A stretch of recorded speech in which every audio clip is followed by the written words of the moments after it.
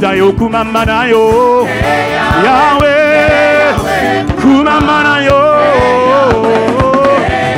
Oh Yemba Yahweh Yemba Yahweh Zambe na bikamwa Tokumisiyo Zambe na bolingo Tonetoliyo Yahweh dans son palais tout se crie de cris de joie, oui plus fort que ça.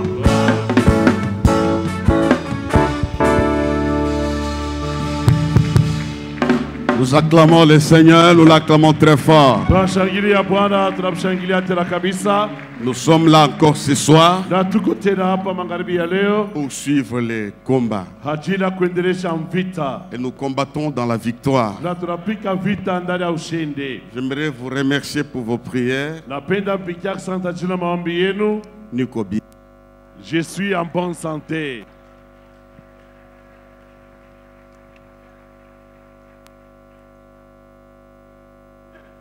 Niko bien. Grâce à vos prières. Je vous remercie aussi pour les coups de fil. J'ai fermé le téléphone. Quand j'ai ouvert comme ça, beaucoup de fils. Combien mon indépendant? Vous m'aimez, hein? Hein? Alors que Dieu vous bénisse. Il y a d'autres qui ne m'ont pas appelé parce qu'ils se sont gênés. On va continuer à vous servir. Et que toutes sortes de délivrances entrent dans vos maisons. Comme je suis bien. Même ceux-là qui sont par la grippe, vous serez bien. Alors ce soir, j'ai vu Esdras s'asseoir sur les baffles. Conduire la prière. C'est le fardeau que nous avons. De voir la délivrance entrer chez vous. Alors nous l'accueillons en acclamant le Seigneur.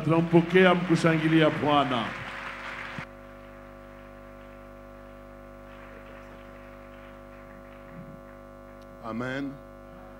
Nous bénissons Dieu qui a encore donné de la force et de la vigueur au révérend Pierre.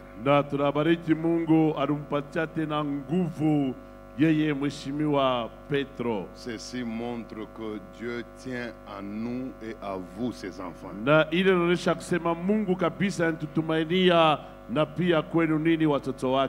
Nous voulons déjà attaquer l'enseignement. Hier nous vous avons dit ceci, que pour qu'il ait vente et achat dans ce monde-là maléfique, dans ce commerce diabolique, il y a à peu près 3 et 4 conditions. La toute première, c'est qu'il faut qu'il ait une marchandise. Pas de marchandise, pas de vente. Et puis nous avons dit encore, il faut qu'il ait un vendeur. Et puis il faut qu'il ait un acheteur. Et pour finir, il faut respecter les règles du marché. Hier, nous avons vu la marchandise. Aujourd'hui, nous allons voir le vendeur et l'acheteur en même temps. Pourquoi nous les voyons tous en les combinant? C'est puisque le vendeur et l'acheteur sont tellement complices dans ce monde-là qu'on ne peut pas parler de l'un sans parler de l'autre. Il y a une telle complémentarité entre les deux que nous ne pouvons pas les étudier en les séparant. Les vendeurs et l'acheteur, ils peuvent être dans ce monde humain, dans ce monde naturel, des ennemis. Des ennemis. Mais la nuit, ce sont des gens qui s'entendent très bien. Mais dans la vie des humains comme ça, ils peuvent même manifester une sorte d'antagonisme entre eux. C'est ce qui se passe entre ta maman et ta belle-mère. Apparemment, elles ne s'entendent pas. Hein? Mais la nuit, des vrais masters. Et parmi tes souffrances là, il y en a qui sont causées par les deux. Les vendeurs, ils sont terribles. Ce sont eux c'est leur catégorie qui est traitée des marchands de ce marché-là. On les appelle les marchands. Les acteurs principaux. C'est grâce à eux que le marché maléfique tourne à merveille. Et chaque soir, tous les marchands de ce monde-là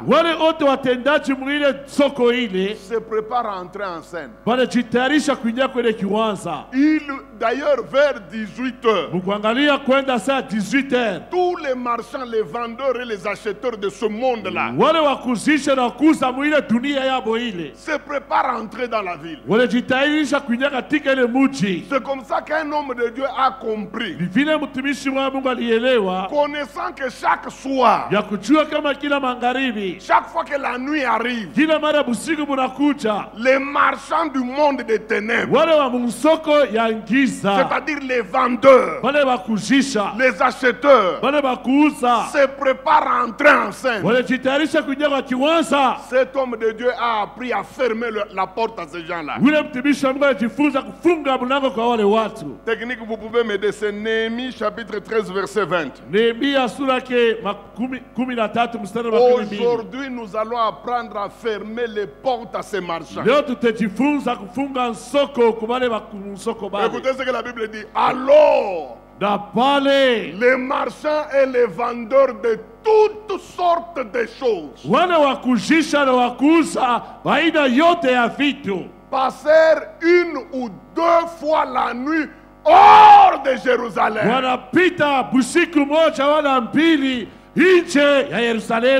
On dit bien les vendeurs de toutes sortes de choses. Dans les choses ici, il y a ton diplôme. Dans les choses là, il y a ton mariage. La Bible dit ils passèrent une ou deux fois la nuit hors de Jérusalem. La question que nous devons nous poser, pourquoi ces 2 jours-là, ils ne sont pas entrés à Jérusalem? Technique continuée. Je les avertis en leur disant, pourquoi passez-vous la nuit devant la muraille? Eh bien, si vous le faites encore, je mettrai la main sur vous. Écoutez la conséquence. Et dès ce moment,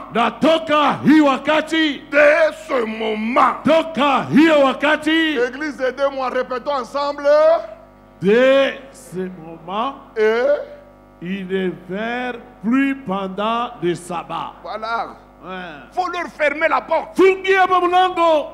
Quand vous fermez, dès ce moment, ils ne feront plus rien. Malheureusement, les chrétiens ne sont pas prêts à se lever pour fermer la porte. Levez-vous la nuit. Fermez la porte. Soulevez-vous. Fermez la porte. La Bible dit que votre colère ne se couche pas, ou que le soleil ne se couche pas sur votre colère. Jua isilale kwa kasirani yako. Vous savez pourquoi la Bible dit des choses comme ça? Puisque ça va vous permettre de fermer la porte à ces marchands-là. Et puis, ils ne se sont pas découragés. La Bible dit, ils sont venus une et deux fois. Ils tentent toujours.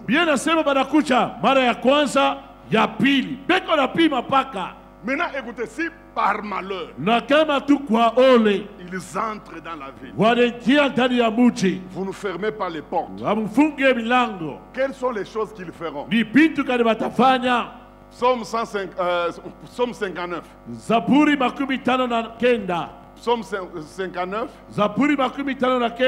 Verset, on commence par 9 pour vous montrer qu'il s'agit de méchants. Et toi, Éternel, tu te ris d'eux. Et tu te moques de toutes les nations. Continue. Quelle que soit leur force, c'est en toi que j'espère. Car Dieu est ma haute retraite. Dieu vient au-devant de moi dans sa bonté. Il me fait contempler avec joie ceux qui font quoi? Qui me persécutent. Maintenant, ne les tue pas, Seigneur. De peur que le peuple ne l'oublie. Mais fais-les errer par ta puissance. Et précipite-les, oh Seigneur notre bouclier. Continuez. Leur bouche pêche à chaque parole de leurs lèvres. Ils sont pris dans leur orgueil. Ils profèrent des malédictions et des mensonges. Détruis-les, Seigneur. Dans ta fureur. Détruis-les. Qu'ils ne soient plus. Qu'ils sachent que c'est l'Éternel Dieu qui règne sur Jacob. Maintenant,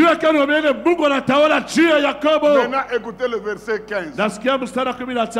Ils reviennent chaque soir. Chaque soir. Même le soir d'aujourd'hui. Ils vont revenir. Ils reviennent chaque soir. Pour faire quoi? Ils hurlent comme des chiens. Écoutez leur grand travail. Ils font le tour de la ville. De la révolution. Lumumba. En train de chercher quoi? Continuez. Ils errent ça et là. Cherchant leur nourriture. Et vous allez voir leur nourriture, c'est quoi? Ils passent la nuit sans être rassasiés. Et moi, je chanterai ta force dès le matin. Je célébrerai ta bonté. Car tu es pour moi une haute retraite. Et 18. Oh, ma force, c'est toi que je célébrerai. Continuez. 19.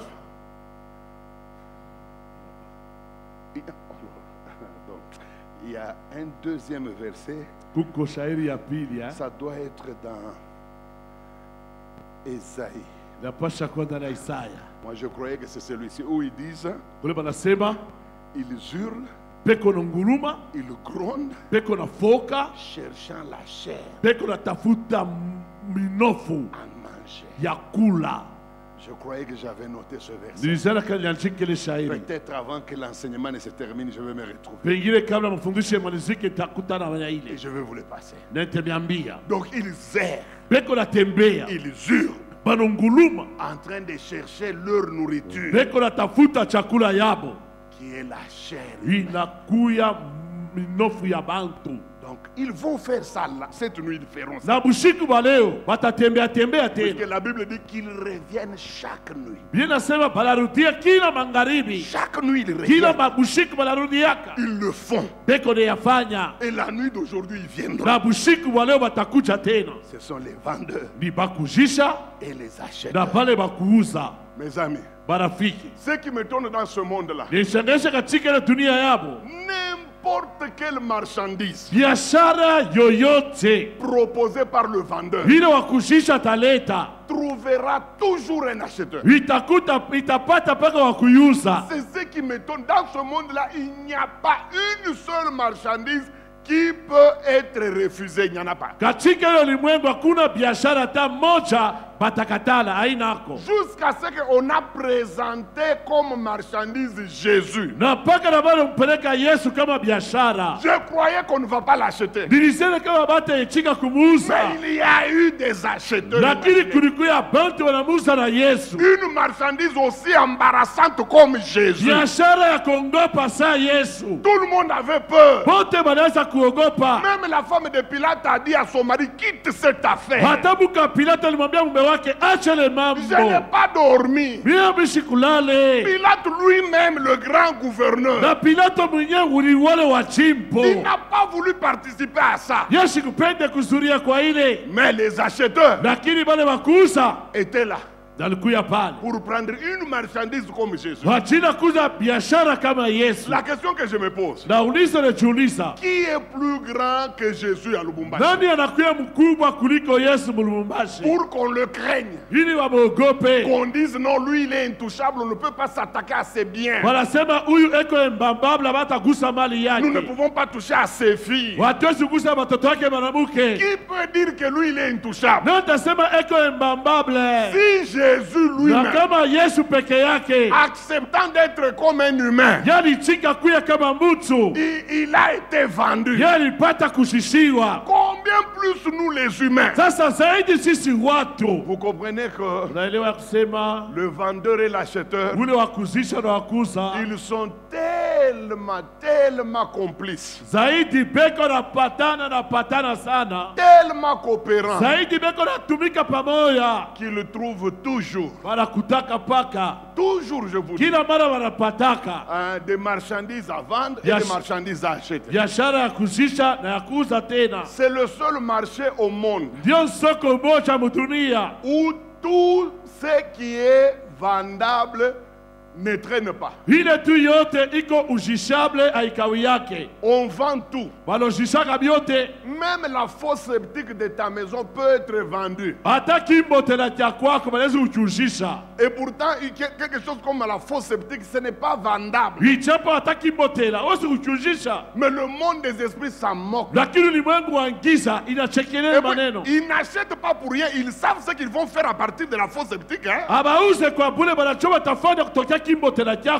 Tout est vendable. Même une église, on peut la vendre.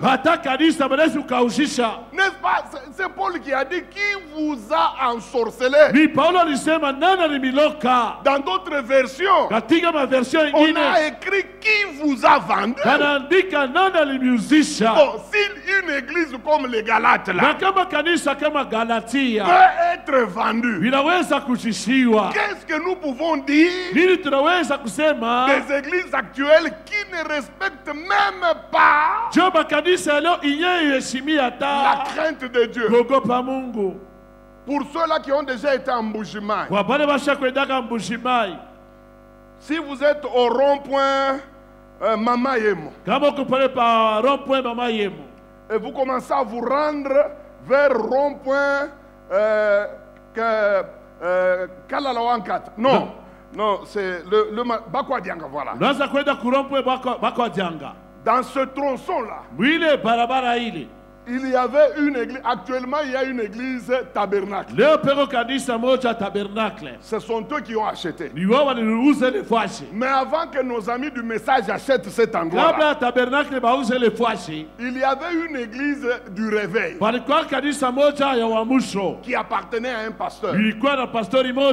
Tout le monde connaît l'histoire de cette église. Le pasteur a lutté avec cette église. Selon lui, il a échoué. Selon lui, l'église ne parvenait pas à décoller. Alors il a décidé d'aller en Angola. Maintenant, une question s'est posée. Comment laisser l'église? C'est alors que un cadre de la mission Kumiba, qui était aussi dans le ministère entre guillemets, mais qui n'avait pas le courage de commencer une église, va apprendre que le pasteur là est en train d'aller en Angola. Ils se sont rencontrés. Le pasteur qui allait en Angola lui a proposé de lui vendre l'église. Alors comme lui il évoluait à l'Amiba, il avait l'argent. Ils ont fixé le prix à $3,000. $3,000, c'est-à-dire le terrain, les chrétiens et tout ce qu'il y avait comme instrument entre guillemets. Alors ils se sont arrangés, l'homme de l'Amiba lui a dit, moi je n'ai que 1500 actuellement. Accepte que je te donne 1500 et au bout de 6 mois tu viendras prendre les 1500 autres. Ok, le pasteur vendeur va prendre 1500. Et comme souvent de telles personnes sont des hypocrites, le dimanche il amène le pasteur acheteur. Il dit à l'église ceci, je me demandais qui va rester avec l'église. J'ai prié, j'ai vu en image cet homme ici, c'est lui que Dieu a choisi. Les chrétiens ne sachant pas, ils ont acclamé. Et puis l'homme est parti. Le pasteur acheteur a pris l'église. Comme il avait le sens d'organisation universitaire par surcroît, il a un peu organisé l'église, un petit bureau. Et puis bon, il a amené un peu de la classe. Ça a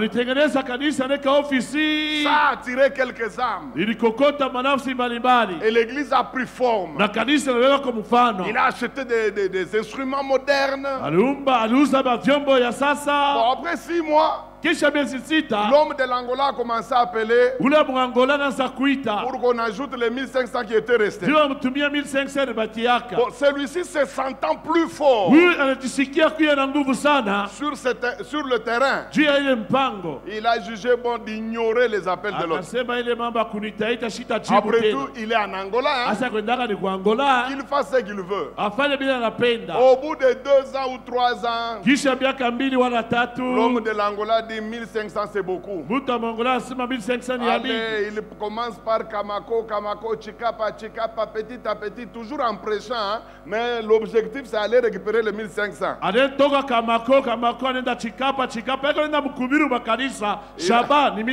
Il arrive à Mbujimaï samedi. Et 7 heures, il était déjà au bureau. Et quand le pasteur arrive, il trouve le pasteur vendeur déjà là.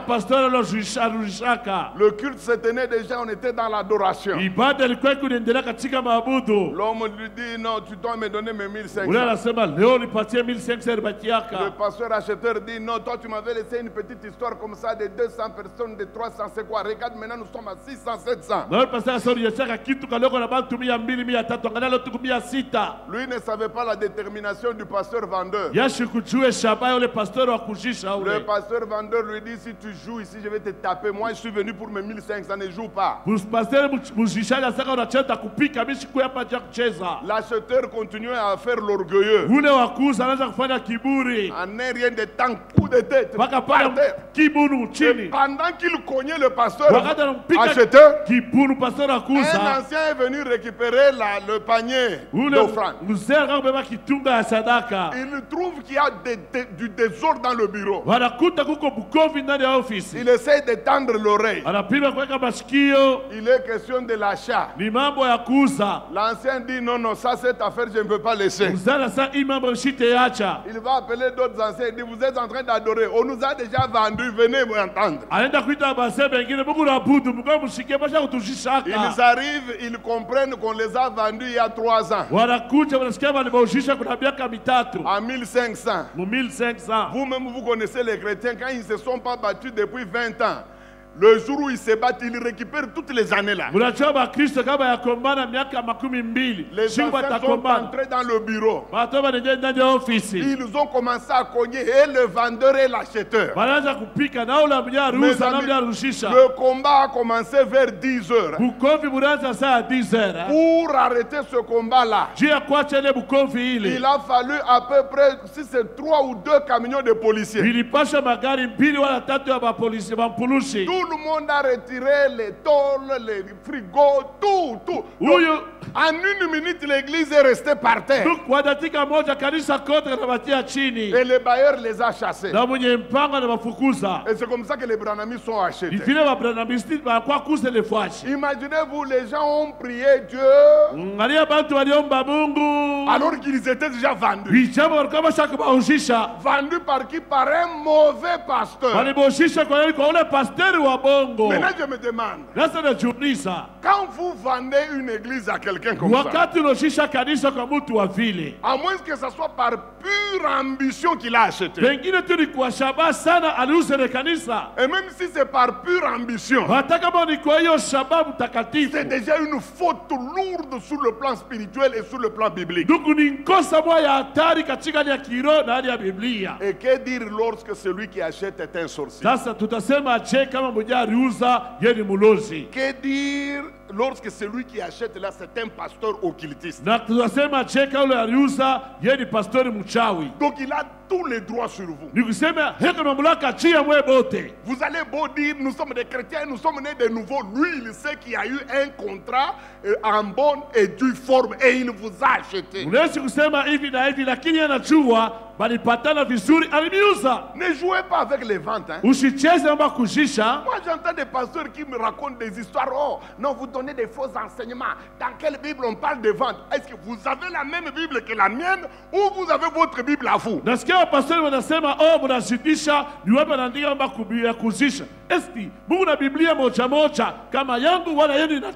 Pour vous dire que les ventes sont réelles, Jacob a proposé à Esaü une vente. Il lui a dit ceci: moi je vais te payer de la nourriture. Toi aussi, donne-moi ton droit d'aînesse. Jacob connaissait que sur le plan spirituel, il existe des transactions commerciales. Il y a des transactions spirituelles. Et dès que l'acheteur et le vendeur sont d'accord, la vente est approuvée d'abord par Dieu lui-même, 2 par Satan, 3 par tous les esprits. Regardez quand Esaü a accepté, son droit d'aînesse lui a été retiré. Et pourtant physiquement, Esaü n'a jamais vu quelque chose sortir de lui. Il n'a rien senti. D'ailleurs, c'est pourquoi, pour vous dire combien il était ignorant, il était bête, spirituellement parlant. Écoutez ce qu'il a dit: à quoi me sert ce droit d'aînesse? Bientôt je vais mourir, ça me sert à quoi? Mais l'acheteur lui connaissait. Il connaissait la valeur. Plus tard, quand il a réclamé la bénédiction, qu'est-ce qu'on lui a dit? Il n'y en a plus. Papa, on peut vendre votre avenir. Tout comme on peut vendre votre vie. Ta véritable vie, on la remplace par une autre vie. Sinon, pourquoi la Bible donne des versets tels que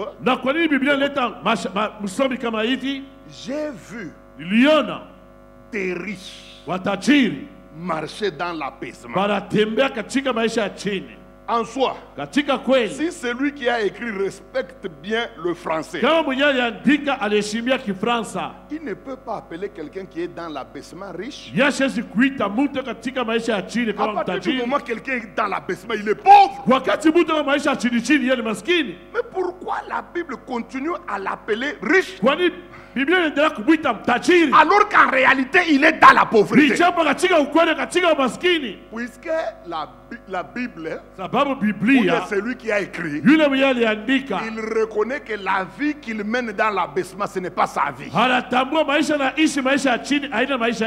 Lui, il a été destiné à la richesse, mais par des transactions commerciales, par des mouvements spirituels, de la position du riche qu'il était, on l'a amené plus bas. Mais un malheureux pauvre qui avait une vie normalement pour les pauvres, on ne sait pas par quel mécanisme il a la position des riches. Et Salomon dit que ça le dérange beaucoup. Il a dit il a vu des filles dédaignables, des filles qui normalement sur la terre doivent être esclaves de la prostitution jusqu'à la fin de leur vie,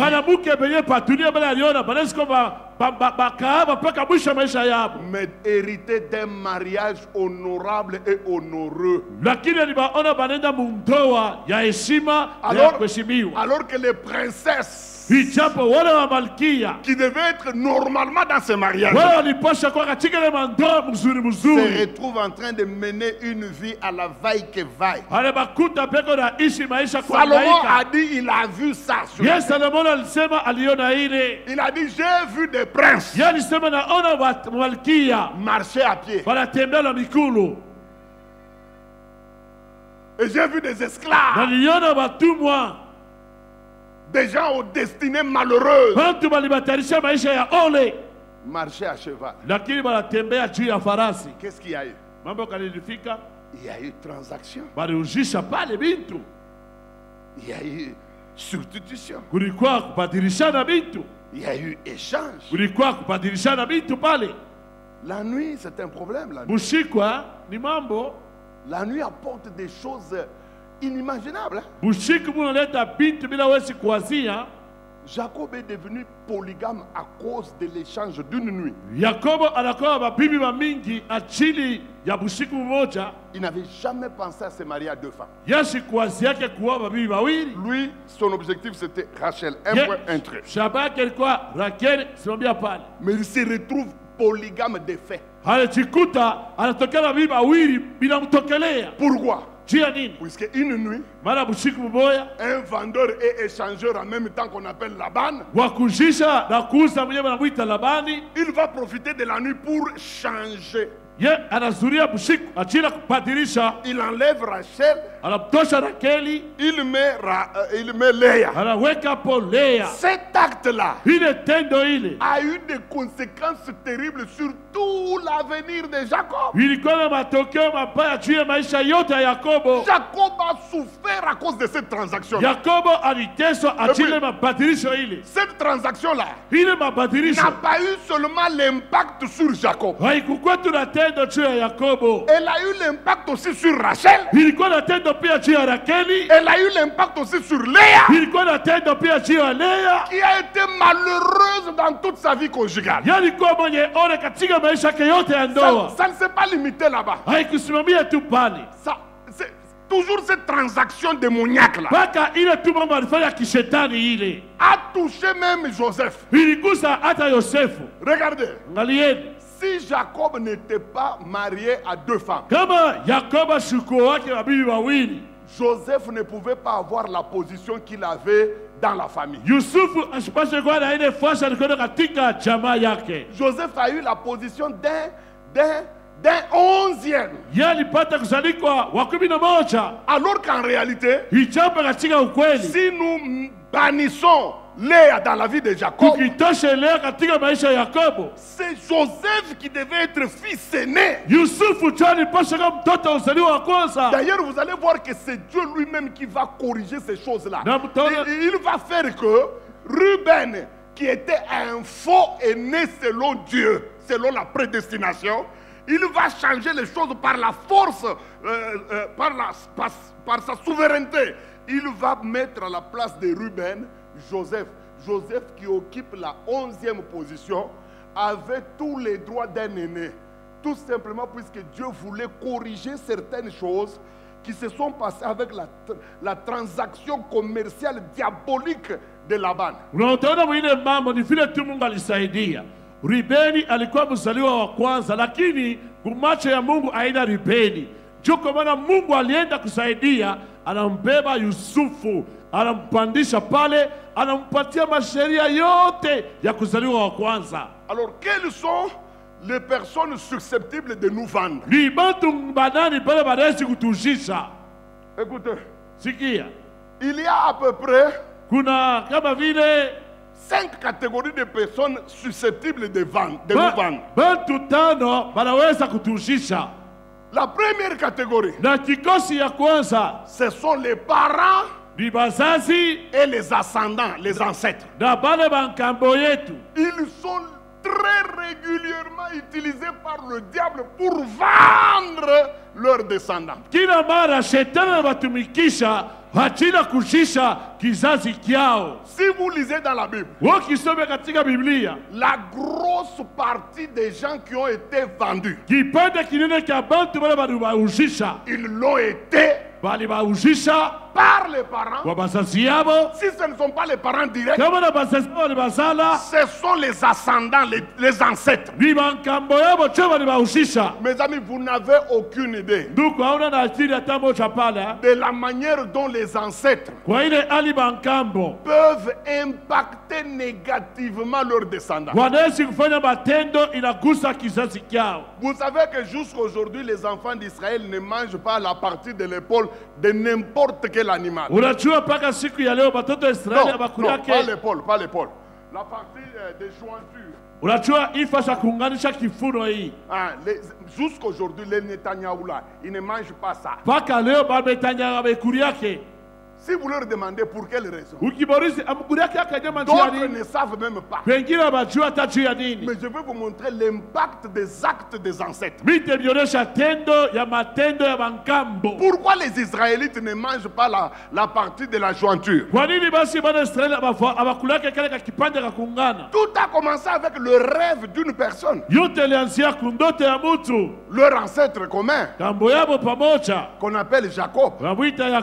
Jacob en train de dormir, il verra un personnage. Il va se battre avec ce personnage-là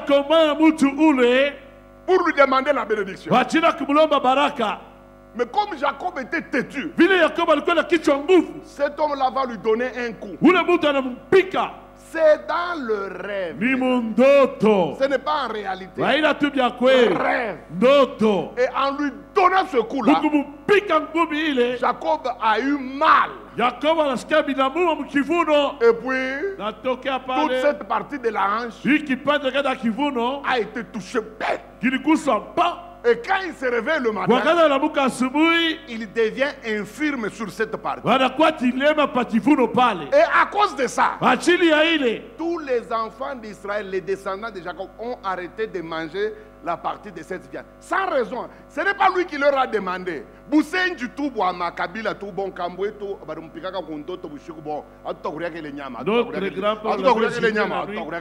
mangerons plus cette viande-là. Ça reste une loi dans la famille. Ce n'est pas que quand on a ce n'est pas que s'il mange, il faut mourir. Non, non. Ce petit exemple vous montre combien les ancêtres sont capables de nous influencer négativement et positivement.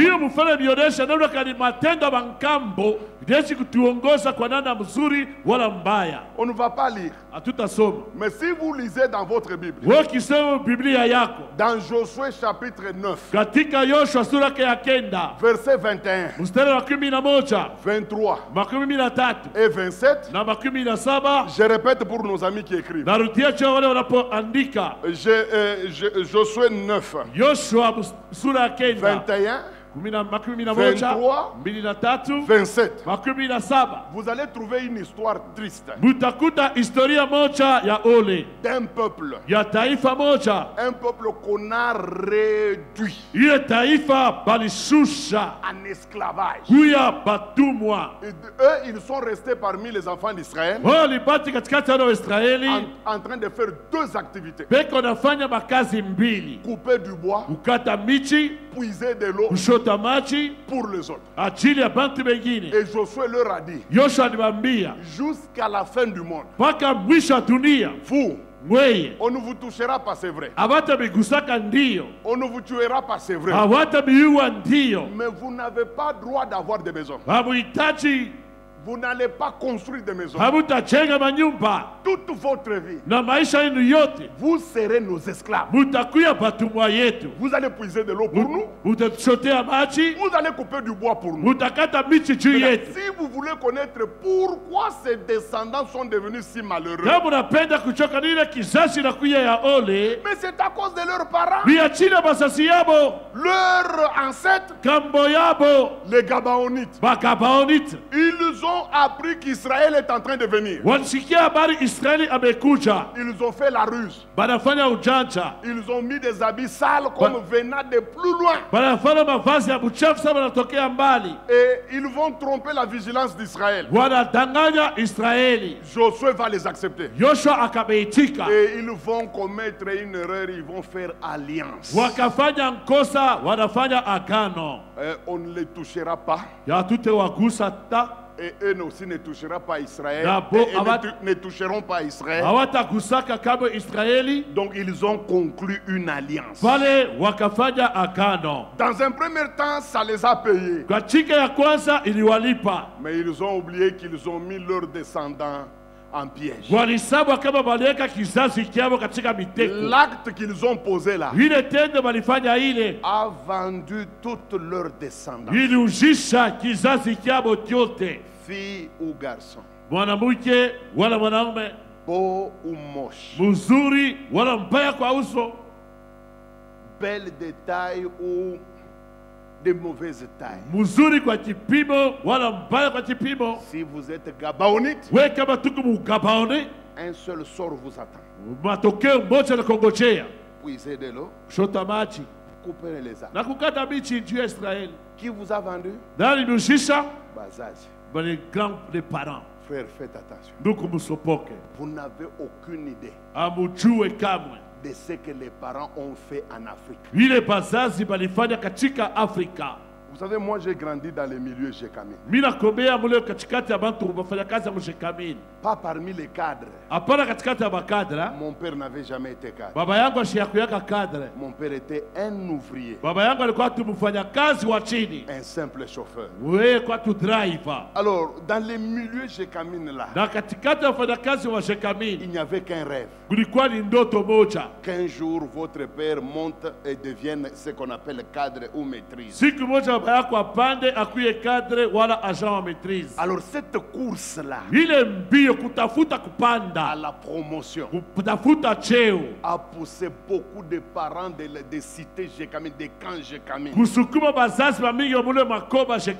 à toucher à des histoires. Moi je me souviens à Kolwezi, j'ai vu un homme qui ne sait pas écrire son nom. Je vous dis, qui ne sait pas écrire son nom, devenir cadre. Et puis ça ne se limite pas. La Jécamine a quand même avait des règles.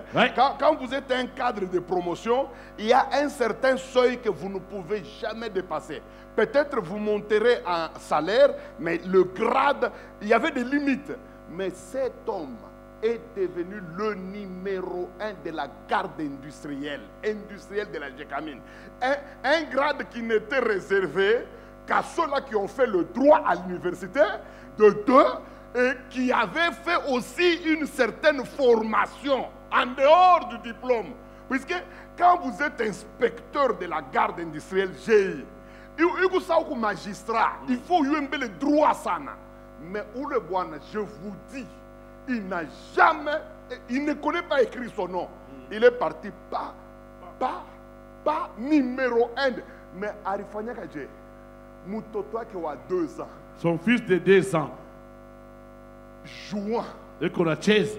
Anaingia mukantini ya mai ya kunya ya munyumba hii ma style ya majekamini kantini ya mai. Est entré dans la cantine d'eau. Anaingia mulendani anajinoyer. Il est entré là-bas, il s'est noyé là. Maman qui a cheza à quelques mètres bateau. Akuno la rishikia. Sa mère était à côté et ses frères, personne n'avait entendu cela. Mutoto anakufa. L'enfant est mort sur place. Tunaenda kujika. Nous sommes partis enterrer. 1 mois anakuwa cadre. 1 mois après, il est devenu cadre. Il est un cadre ya kwanja. Ça, c'est le premier cadre quand il est devenu. 2 semaines après, 2 de ses enfants se sont jetés dans la rivière Kabongo. Ils sont morts. On a sorti de Colossiens, on l'a transféré à Lubumbashi. Nous tous nous se demandaient comment il parvient à avoir des promotions comme ça. Mais, mes amis, il y a quelques temps ici, nous avons été les premiers voyageurs du train Diamant. Le tout premier train Diamant. Il est train Diamant. Il avait quitté Lubumbashi vers Kasai. J'étais là-dedans.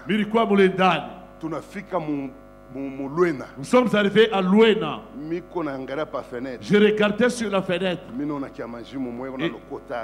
J'ai vu un fou en train de ramasser de quoi manger. Quelqu'un de Colosie me dit, tu connais tel? Oui, je connais. C'est un grand frère du quartier, un grand dealer. Il vient au quartier où il est? C'est lui. C'est lui-là. Je suis descendu là. Que je regarde, c'est lui. Une folie terrible. Mais lui est mort. Maintenant, je regarde ses enfants. Les frères. Il n'y a pas à désirer. Hakuna bizuri. Mauvais sort. Qu'est-ce qu'il paye? La transaction de son père. Attention. Keba. Les parents. Basazi.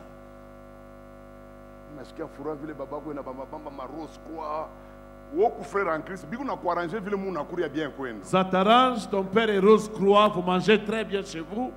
Tu es content. Attends qu'il meure. Attends qu'il meure seulement.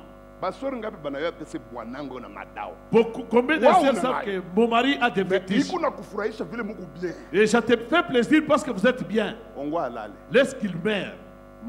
Maman.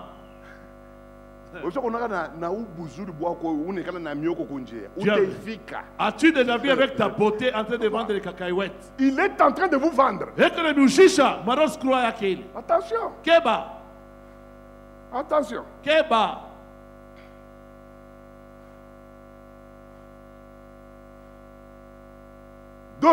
Les personnes susceptibles de nous vendre.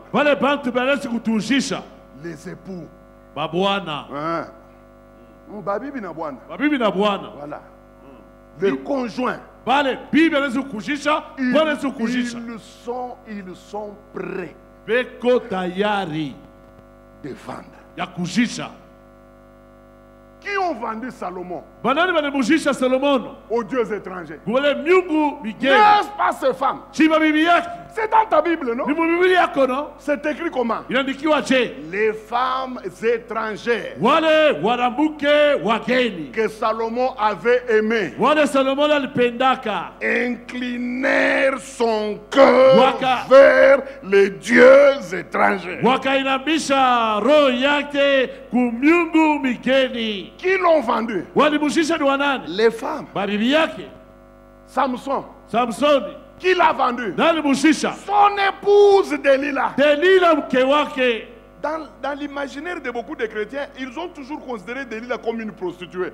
Delila, ce n'était pas une prostituée, non. C'était une épouse. Épousée régulièrement. Et avec une forte somme de dot. Mais c'est la même femme qui l'a vendue. Ce n'est pas moi qui l'ai dit. Elle a reçu de l'argent pour vendre Samson. Technique.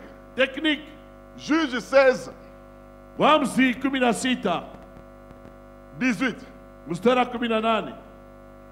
Écoutez ce que la Bible dit.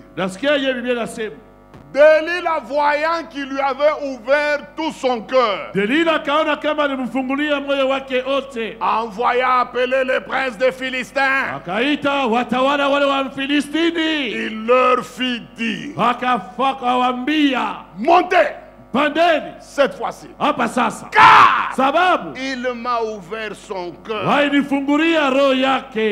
pourquoi Delila a fait ce travail?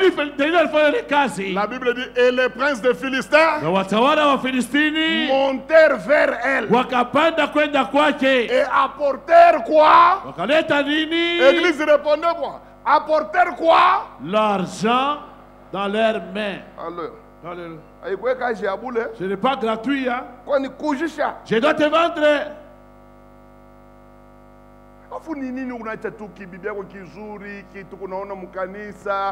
bengine mkanisa baveko na reve asekambarikiowaka unaenda kuhangaika na kale ka majorette kako kajekamini kale mukwetu kunatafuta nini we? Pourquoi toi tu abandonnes ta belle femme que tout le monde envie et tu vas jouer avec cette majorette là de la jécamine? Qu'est-ce qui te poursuit? Elle va te vendre. Ah, t'as couché sur les majorettes tous les.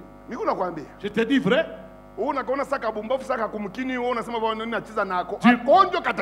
Tu penses que tu es de jouer avec elle, celle qui va te vendre. Moi, je prêchais chez le pasteur Ogi. Pasteur Ogi. Viens voir qui est à Tabac Congo. Viens voir Tabac Congo. Il m'a appelé là-bas. Il m'a demandé de parler sur les liens des puissances démoniaques. Je prêchais l'évangile. Nous sommes passés à de fortes prières, tout ça. Ce qui m'a étonné, quand il m'a amené au bureau, un monsieur est arrivé. Cet homme m'a dit, il dit, Pasteur Esdras, je n'ai pas besoin que tu m'imposes les mains. Pasteur Esdras, tu as tellement bien expliqué les choses que je voudrais faire la prière moi-même. Alors je n'ai jamais gêné dans ma vie. Tu as tellement bien parlé que tu as suscité à moi l'esprit de vouloir gêner pour que Dieu me montre pourquoi je suis malheureux. Je lui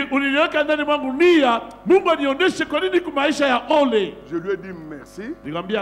Moi j'aime de tels courage. Je lui ai imposé les mains, il est parti. Ce monsieur, il est ingénieur civil depuis 1975. Il est ingénieur civil depuis 1975. Jusque quand j'ai prêché chez le pasteur Ogi, il n'a jamais travaillé dans sa vie. Alors à cette époque-là, les étudiants étaient engagés une année avant qu'ils ne terminent. Mon beau-frère à moi, le mari à ma grande soeur, il a terminé en 74. Mais déjà en 73, la SNC7 est venue le chercher sur le banc de l'école. Il a dit, je n'ai pas encore terminé. Ils lui ont dit, signe quand même que tu es agent à la SNC7. Il a signé. Mais quand il a terminé, il est allé. Maintenant, imaginez-vous lui, ingénieur civil de l'époque. Jusqu'à aujourd'hui, il n'avait jamais travaillé. Et il vivait de quoi? Des petites galettes que sa femme faisait. Il était ridicule dans la vie. Il est allé prier. alienda kuomba. Tellement il était déterminé dans la prière. Zaidi alikuwa na shaka katika maombi. Il a prié le premier jour. Aliomba siku ya kwanza. Il a prié le deuxième jour. Aliomba siku ya pili. Le troisième jour. Aliomba siku ya tatu. Vers minuit, hein, fika minuit, il en avait marre. Duku alichoka. Fatigué. Alichoka magoti. C'était la première fois qu'il jeûnait. Choma la kwanza alifanya mafungo. C'est lui qui me dit ça. Yeye niambie maneno. Il dit, akasema, j'arrive à 1h. Nafika saa 1h. J'arrête. Je croyais qu'un ange va m'apparaître comme le pasteur Ezra avait expliqué, il n'y a rien. Je vais arrêter. Mais à minuit là, il a été pris par le sommeil. Il dormait. Mais il dormait dans une petite pièce, hein, contiguë à une maison. Je ne sais pas si c'était l'église ou comment. Mais il était dans, on lui a donné une petite pièce là. Maintenant, pendant qu'il dormait, il va faire un songe. Il voit au seuil de la porte, là en bas, l'espace entre la porte et le sol. Il voit un petit poussin qui picore là-bas.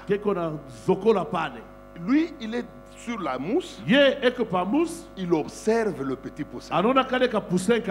Après que le petit poussin ait picoré plus de 3 fois, il va se faire une ouverture pour entrer dans la chambre. Maintenant, quand le poussin entre dans la chambre, il tressaille. Et il se transforme en une grosse poule. Une poule mère. Il s'étonne. Et la poule commence à venir vers sa direction. Quand la poule arrive tout près du lit, il tressaille de nouveau. Là. Elle tressaille de nouveau. Mais cette fois-ci, maintenant, la tête se transforme en celle de son oncle. Donc la tête était celle de l'oncle. Le reste était de la poule. Maintenant, il regarde à côté de lui. Il voit sa femme qui dort avec lui normalement. Comme les époux dorment. Maintenant, ce qui l'a étonné, c'est que la poule oncle là va passer au-dessus de lui et va aller s'intéresser à sa femme. Alors lui aussi, il tourne le regard pour regarder la poule. À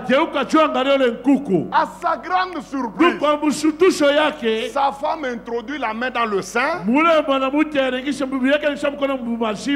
Elle sort le mamelle. Et elle donne à l'oncle poule. La poule commence à téter sa femme. Il était choqué. La femme ne se dérangeait même pas, elle était à l'aise. Et l'oncle était en train de téter. Alors, ça l'a révolté. Il a bougé la tête de l'oncle poule. Il dit, ça ne te dérange pas que tu têtes ma propre femme? L'oncle lui répond, ce n'est pas de ma faute. C'est lui qui t'avait offert chez nous, c'est ta femme. Souviens-toi que nous t'avons combattu depuis toute ta jeunesse, on ne t'a jamais eu. Mais nous t'avons eu à l'occasion de ton mariage. On a choisi une femme sorcière et nous t'avons donné. La première nuit, la nuit de noces là, c'est le jour où ta femme nous a livré ta personne. Quand l'oncle a parlé, il a regardé sa femme. Il dit, c'est toi qui as fait ça. La femme dit, aie pitié de moi. Et boum, il se réveille. Il se réveille. Il regarde à la montre. C'était entre minuit ou 1h du matin, je peux oublier l'heure. L'homme prend le téléphone. Il m'appelle. Écoute ce qu'il me dit. Pasteur Esdras. J'ai découvert ça qui me fait souffrir. Je lui ai dit c'est quoi? Il me raconte le rêve. Je lui dis arrête le jeûne maintenant. Rentre chez toi et va régler les comptes avec ta femme. Il me dit là, à Tabakongo, j'ai marché à 1h du matin, j'ai chanté, je n'avais pas peur de rencontrer la patrouille ou n'importe quel bandit. Moi j'étais satisfait et comblé puisque Dieu venait de me montrer l'origine de mes souffrances. Écoutez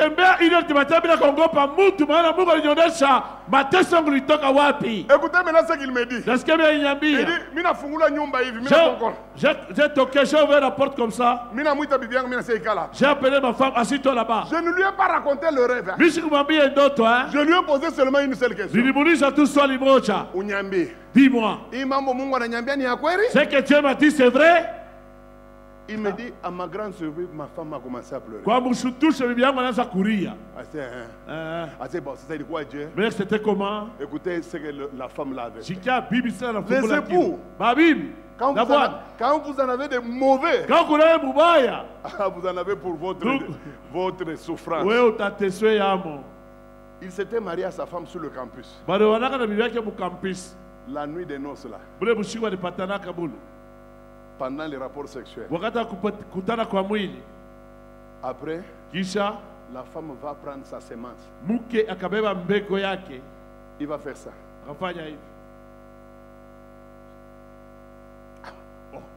Le frère a eu quand même le courage de lui poser la question. Comment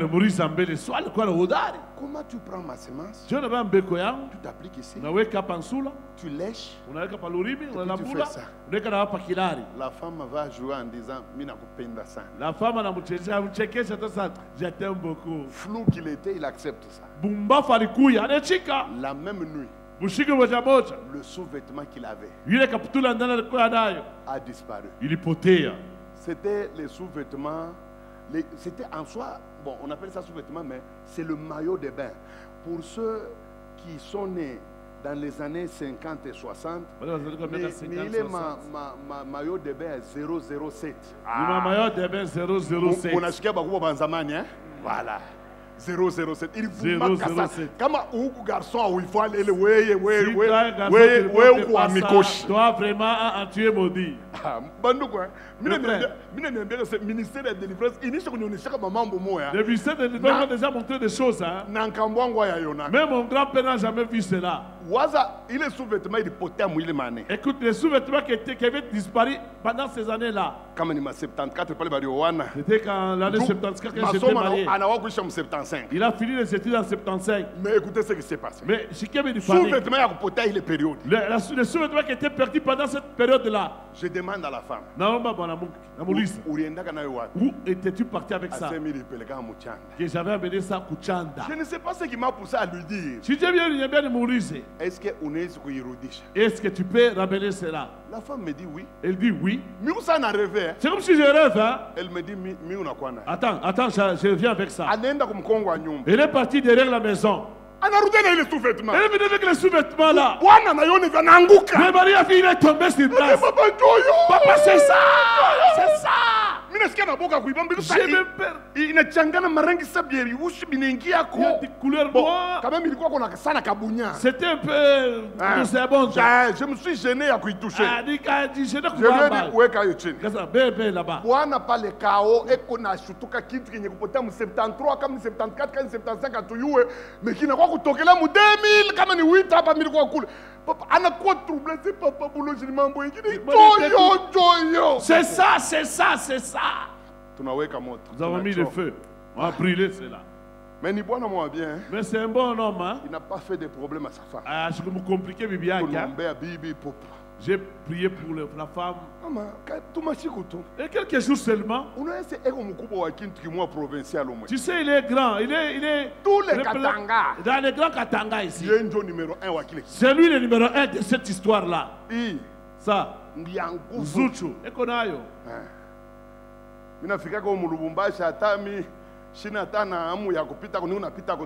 Moi, quand je suis à Lubumbashi, je passe. Est-ce que passer c'est un péché? Je passe seulement par là. Mais seulement comme on habite. Mais si tu passes. Ah non, on doit se répéter. Tu sauras que tu es passé. Tiens. C'est pas vous, nous passons, vous nous laissez passer. C'est pas bien. Nous passons bien. Ce frère-là, c'est un homme.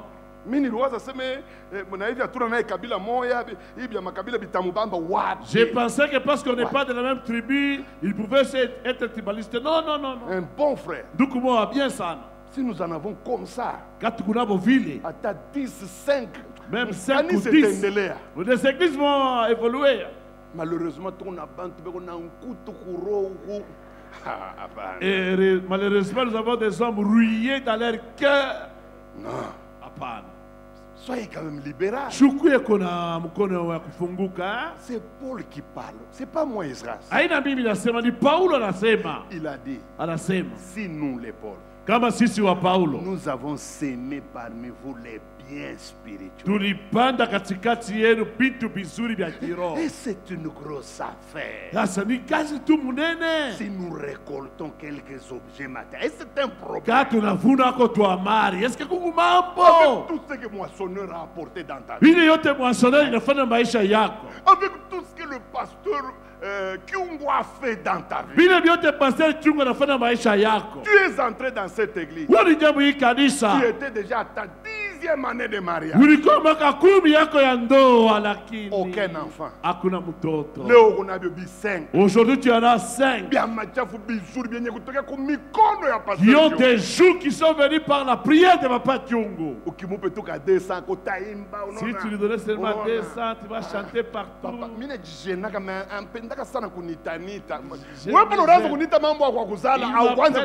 Quand toi tu m'appelais pour que tu t'accouches, arrêtez avec vos bêtises là. Combien de chrétiens me cherchent moi? Mais quand on n'a pas ta solution, s'ils ont la solution, j'ai rencontré une fille. Miri mombeaka anapata ndoa anaanza kuzala. Tunakutana naye na bwanake. Mimi namlamukia anajibu. Bwanake anamwambia c'est qui asibe ni bagarso bali tunaanza kuombaka na mimi. Moi là, moi garçon, avec qui nous prions à l'époque. Le mari petit, moi je deviens garçon. Les chambres que tu prends-les avec respect. Moi, je deviens garçon. Oui, c'est quoi garçon? Pardon, papa. Ah, pardon, papa. Pardon. Mais tu veux jouer, hein? C'est vrai que c'est les mère que tu roules avec ton mari ici. Tu dois me respecter, hein? Moi, il y a quelque chose qui me dérange dans l'église, c'est l'impolitesse des chrétiens. Mon problème est que savoir un modèle. Vous oubliez comment vous étiez venu à l'église.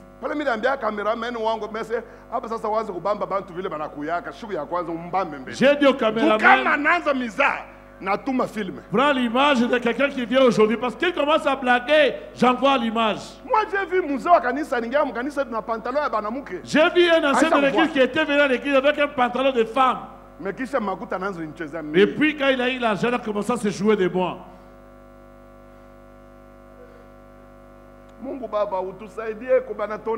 Dieu notre Père, aide-nous, il se moque vraiment de nous.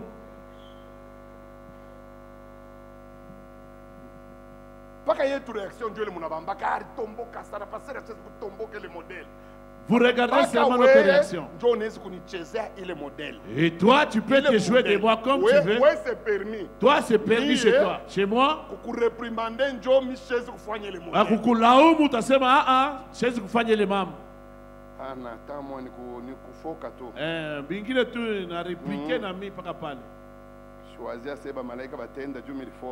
je ne pense pas que les anges vont partir parce que j'ai répliqué. Non, non.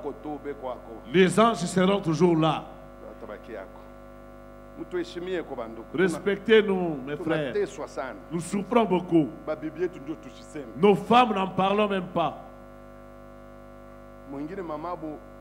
Yeko na SS meko na muita bibi yangu aseka Emily. Entre muntu wa SS na mama Emily nani yeko ka? Elle est SS, mais elle appelle maman Emily ka Emily.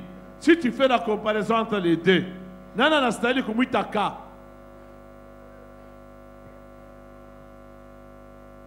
Ukisema vile asema nasema mbaya, mais c'est bon.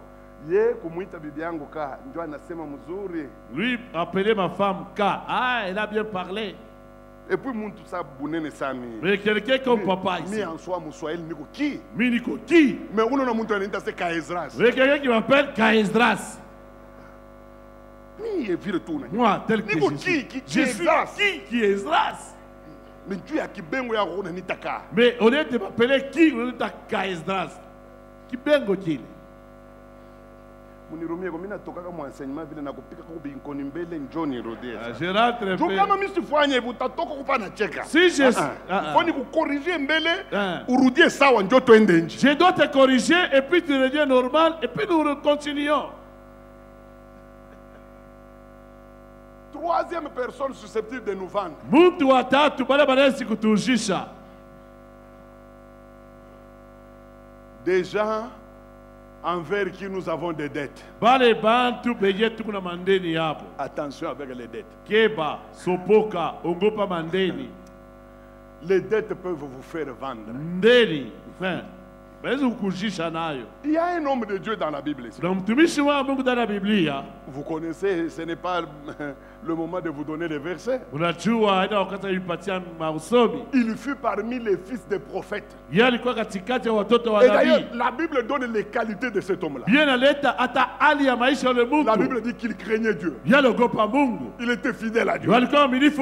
Il marchait avec Élisée. Il était correct. D'ailleurs, Élisée lui-même a été pris comme témoin par sa femme. Sa femme a dit à Élisée ceci. Tu connais ton serviteur. Et Élisée n'a pas contesté. Il connaissait cet homme-là. Correct. Droit. Intègre. Malheureusement, il aimait les dettes. Il est allé prendre des dettes. Vous voyez, ce n'est pas seulement question d'avoir le ministère. Avoir le ministère, c'est bon. Mais avoir des ministères en ayant des dettes, c'est mauvais. Il est mort. Vous connaissez la conséquence. Les créanciers sont venus pour racheter sa famille. Une dette peut être une occasion de vous vendre. Et quand on va, imaginez-vous, il fallait prendre toute la famille sauf la maman. Je vous ai dit que dans Ésaïe c'est écrit qu'on vous a vendu toute la famille. Donc même une famille peut être vendue. L'intérieur de votre ventre peut être vendu. La matrice peut être vendue. On peut vendre vos ovaires. On peut vendre votre organe reproducteur. À partir d'une dette. Il y a des dettes financières. Il y a des dettes spirituelles. Quelqu'un me dira, mais pasteur, de quelle dette spirituelle tu veux parler? Vous savez que même dans la sorcellerie, il y a la tontine. Non, Kinkurimba. C'est que les Congolais appellent ristourne. Mais en vrai français, les Français appellent ça tontine. Kinkurimba kiamubuloji kinekalaka. La tontine spirituelle existe. Ça existe. Dans 2 Rois chapitre 6, on a trouvé 2 mamans mukinkurimba ya buloji. Ils ont dit, aujourd'hui nous mangeons là-bas ton fils.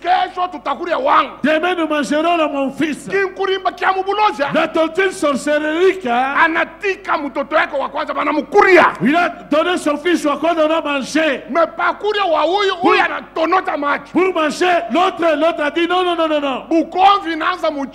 Le combat commençait Comment ulikulia wangu? Pourquoi tu as mangé les miens? Aupende tukulie wako. Tu ne veux pas que nous mangeons ton fils maintenant. Peut-être babako. Pengine ton baba yako. Kukabongo kule. Ton père akabongola. Alikulia bya benyewe mubuloji ovyo. Il avait mangé des choses d'autrui en sorcellerie. Anaisha kubalaka aseme kama nakufa. Il les a promis que quand je mourrai, mubebe bangu. Prenez aussi mes enfants. Bengine wanasemaka mshibabebe mubafanye mamashikini. Il y en a qui ont dit ne les mangez pas, faire qu'ils soient pauvres. Angalia hivi unakuya. Regarde comment tu es devenu. Angalia hivi unakuya. Regarde comment tu es devenu. Babako. Ton père à toi. Ndeni aliacha mubuloji. La tête qu'il avait laissée dans la sorcellerie. Yanesha kufwa. Lui est déjà mort. Sasa angalia hivi anakuacha. Mais regarde comment il t'a laissé. Unashindwa na ceinture ya banaume, unavola kamushipi ka sakoshi, jone kamule ndani yo. Incapable de payer même une ceinture des hommes. Mais tu portes une petite ceinture d'un sac. To détruire bile ba triba mantumbo mbele. Tu as répliqué tout ce qu'ils ont détruit dans nos ventres. Comme on a essayé ma trompe à quoi il fonctionnait bien. Si tu sais que tes trompes ne fonctionnent pas bien. Ni une minute. C'est une minute seulement. Shimama. Arracher. Ouais, nyankanya. Détruire. Ouais, pamona. Acte. Il est barikujisha nayo. Il est temps de barikujisha nayo. Sema Bwana Mungu. C'est busashi bwangu burudia. Mina pasula. Je désire. Papier il est barinyangage nayo. Les documents sur lesquels on m'a engagé. Tunya maombi. Prions. Ah, twende na nguvu. Oba. Pasula il est lettre. Pasula la lettre. Pasula acte de vente. Désire l'acte de vente. Arrachez bien mon tumbo. Arrachez les choses intérieures. Vile vyote walibeba. Tous ceux qui sont pris. Wakakaka Spotify. Jokene patene wede fatin poria. Dans le nom puissant de Jésus. Au nom de Jésus. Wara ça je désire. Wade fontaine fa. Je désire. Wara kararara. Démoniaque. Wararararara. Sur lesquels. Was. La transaction a été faite. Au nom de Jésus. Katambele pale kala. Ikalambele pale. Pastor Pierre atakuwa kutusukuma kwa nguvu. Unifuate bien, fuatako. Suis-moi, viens bien. Le marathon, c'est une fois l'année. Marathon ni mara moja tu mwaka. Et c'est seulement pendant un mois. Biko mwezi moja tu. Mais amupendeke kusupporter bintu bile bitakusaidia bifungule maisha. Vous ne voulez pas supporter des choses qui vont t'aider à ouvrir ta vie. C'est regrettable. Iko ya kuzunika. Examine. Chunguza. Quelle est la dette que tu as? Ni ndeli kaduko nayo. Et dans cette dette, qu'est-ce que tu as promis de donner? Si tu n'arranges pas ça, ce sont tes enfants qui vont payer. C'est pourquoi dans ma vie, je ne supporte pas la dette. Je n'aime pas la dette. Parce que la dette, elle ouvre des portes à des démons terribles. Et si tu n'es pas habitué à payer tes dettes, paye. Lipa. Tu regretteras. Et la quatrième catégorie, ce sont toutes les personnes qui ont l'autorité sur nous. Un préfet, il peut vendre les élèves. Je vous dis la vérité. Un pasteur peut vendre ses brebis. Vous n'avez qu'à voir ce qui se passe au Congo. On commence à enseigner la magie officiellement. Quelqu'un qui se tient debout comme ça, il répète une formule magique, hein, et il demande à l'église, répétez. Et l'église répète. Des moutons. Des gens qu'on a vendus totalement. On peut leur enseigner tout. Même les bêtises. Faites attention avec quelqu'un qui a l'autorité sur toi. Un chef d'une entreprise peut vendre tous ses travailleurs. Combien d'entreprises ont commencé en enterrant 3 chefs? Moi j'ai rencontré celui qui avait fondé la danse. Issa Nkele. Moi, je l'ai rencontré. J'ai prêché l'évangile, il s'est converti.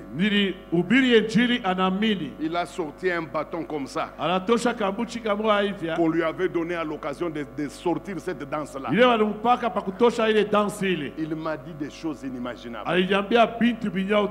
Comment les chefs d'orchestre vendent les danseuses et les danseurs. Écoutez, dans les orchestres, si les gens meurent, hein, c'est puisqu'ils ne sont pas connus. Vous voyez, les guitaristes, ils sont toujours les hommes de derrière. C'est rare qu'ils soient connus. Les quelques guitaristes qui ont été connus, ce sont des gens comme les Manouakou, les Luambo. Mais la plupart des guitaristes, ils ne sont pas connus. On les élimine facilement. Les danseuses n'en parlent même pas. Les danseuses meurent tous les jours ici. Vendues par qui? Les chefs d'orchestre. Aussi, les chefs des nations peuvent nous vendre. Surtout en Afrique. Combien de chefs d'État ont vendu leur nation? Au propre comme au figuré. Il est en train de coucher avec toutes les femmes de ses collaborateurs. C'est pourquoi il y a certaines personnes, il faut les quitter. Même si on a un salaire à 3 000 toka. Moi, il y a une fille qui m'a étonné. Hein. Elle travaillait ici en ville.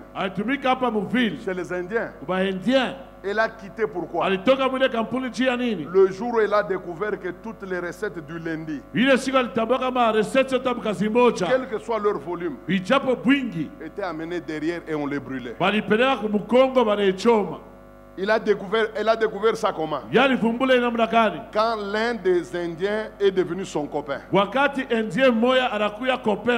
Elle sortait avec. Alors dans cette confiance exagérée, le copain va l'amener un jour à assister. De la manière dont, là où on brûlait plutôt les billets des banques. Elle dit quel que soit le montant. La fille là a quitté le même jour. Elle m'a dit papa. Ah baba, chef, les chefs pour lesquels nous travaillons dans des magasins. Ces jours-là, ils ont brûlé 50 000 dollars en francs. 50 000 dollars en francs. Pour quel intérêt? Je dis, il m'a intérêt qu'elle devait qu'on aille. Chaque année, travailleur, moi, c'est pourquoi j'ai découvert que chaque année, un agent mourait. Et puis, on a un système, moi, il y a que toi, tu es libre,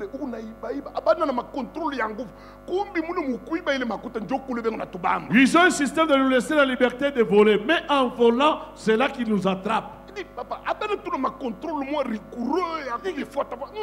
Donc par jour, je paye 500 dollars. Na bobe yebe tout calme. Kumbi ukibe njina ko bana beba. Ukibe njina ko bana beba. Bana chakula mu mwenji taka unalala. Ils sont pas très rigoureux. Je peux prendre même 500 dollars, mais ils sont en train de calculer. Tu voles après une période, allez, tu meurs. Regarde ta vie. Sangari. Regarde bien ta vie. Est-ce que c'est ce que tu devrais être? Puisque demain on va voir.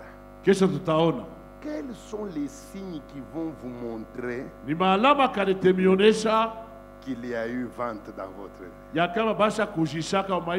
Soit c'est vous-même, soit c'est votre diplôme, soit c'est votre avenir, soit c'est le mariage qui a été hypothéqué.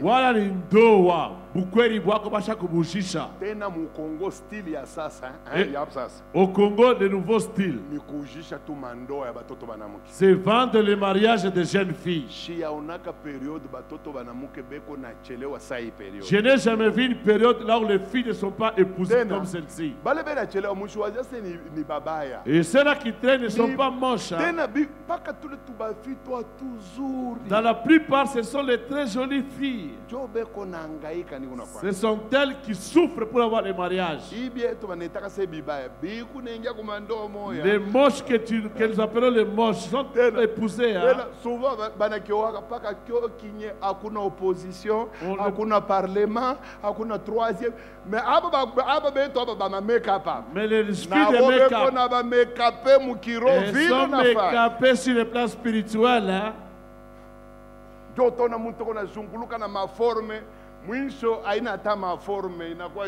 Géométrique tout. Tu vas voir la fille qui marche avec des formes qui ne servent à rien. Kadhafi te servir sans problème. Tout Kadhafi se sert comme il veut. Le prophète n'en parle même pas. Le prophète. Babi. Merci Seigneur. Merci Seigneur. Chouchana soutien. Un soutien aussi. Ma sœur, tu vas accepter. Restez dans des églises sérieuses, vous ne voulez pas. Vous entrez ici, vous sortez par là. Tu vas te déshabiller, pas encore. Et puis tu fais que attaquer moi je vais et si nous voulons attaquer, vous êtes les premiers à le défendre. On le laisse, il a un don, il a un don. Frère, donc, sœur, dada, examine ta vie. Chunguza maisha yako. C'est pourquoi demain, moi je vais te demander de venir avec toute ta famille. Pourquoi? Puisque je compte moi. Comme c'est le dernier jour, je compte vous donner deux matières.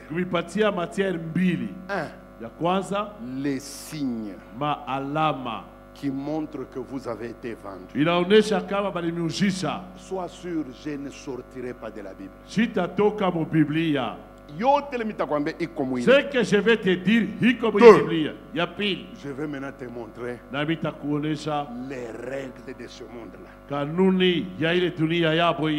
Et puis comment détruire et effacer les actes de vente. En Esther, on avait annulé les actes de vente. On a annulé ça. Et même Esther a déchiré ça. C'est ce que nous allons faire. C'est pourquoi je vous demande d'être là. Que Dieu vous bénisse.